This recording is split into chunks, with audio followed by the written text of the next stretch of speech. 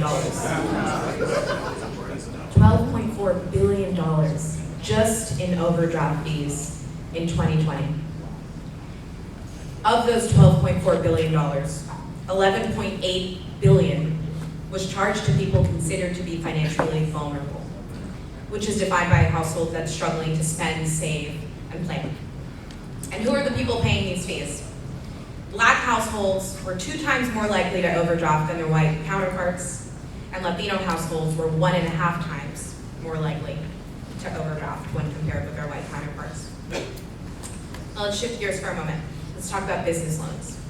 According to a Federal Reserve report, in 2020, Black and Latino-owned businesses were less than half as likely to be fully approved for a loan application when compared with their white counterparts.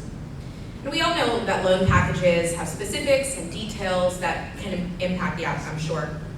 But this statistic holds true even when all applicants were categorized as low credit risk. So even when all things were equal, Black and Latino business owners are still less than half as likely to get approved for the same loan. And when they are approved, they're approved for lower amounts and at higher rates. And when you turn to home loans, we all know the history of redlining, but even today, these patterns hold. Lenders deny mortgages for Black applicants at a rate 80% higher than that of white applicants.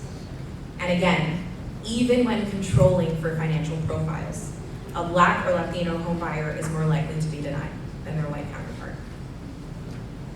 Now, I wanted to bring you to each of these places so that we can truly contextualize the issue that we're talking about here. At first, it might seem like it's about race, and it is, because everything is about race. But I hope that you'll also notice that every one of these issues is also connected to a banking system that is systemically exasperating issues of inequality in our society. Our banking system as an institution is built on and uplifts the corrosive, racist, deeply inequitable practices and ideals that plague our communities every single day. We all accept this as normal because we fundamentally understand that banks are here to make money, right? And we don't question this relentless pursuit because that's what banks do. They maximize profit. They don't concern themselves with anything that's left in their wake. And in the end, that's okay because it's about money. But what happens when there's public money involved? Is there space? Is there opportunity? Is there responsibility to leverage public dollars in a way that seeks out to solve all of those issues that the banking world simply can't care to be concerned about? Each year, New York moves tens of billions of publicly held or controlled dollars through the financial system. So think the general fund, think pension funds, think reserve funds, etc. And each year, these tens of billions of dollars get moved through the biggest banks on Wall Street. Think Bank of America, JP Morgan Chase. These banks then go on to finance projects like private prisons, fossil fuel industry expansion, among other pretty disruptive policies.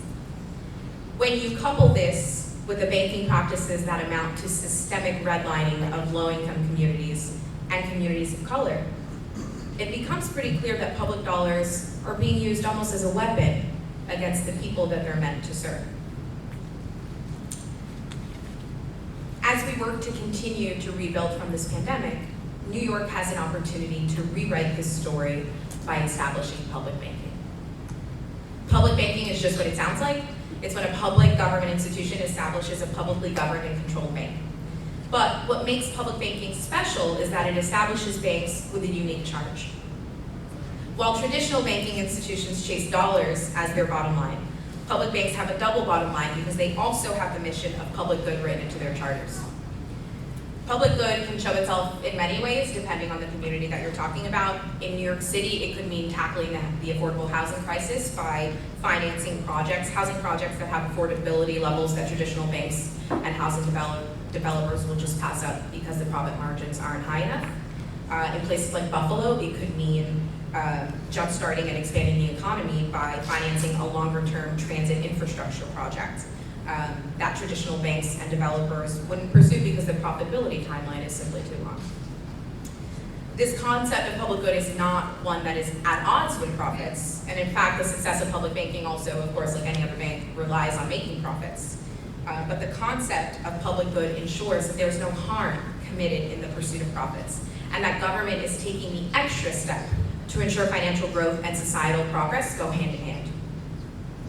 Government is uniquely positioned to use public banking as a vehicle for positive economic growth because government has the money to make the difference, the time to see through long-term investments, and the interest in expanding the paths of economic prosperity for those that the current banking system chooses not to serve.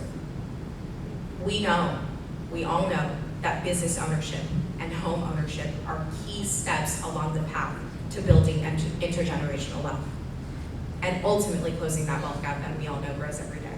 Sister Amanda, you have 3 minutes left. Perfect. Yes. I won't even use them all. But we want to keep you on time. I might need a towel soon. I will bring it out of my bag. Don't you worry. Keep going. We know that home ownership and business ownership are critical to closing the wealth gap and building multi-generational wealth. But we also know that this opportunity is denied to many of our neighbors because they're part of deeply flawed systems. Public banking would ultimately create a vehicle for local governments to intervene and right this wrong by creating opportunities for people who have been systemically locked out.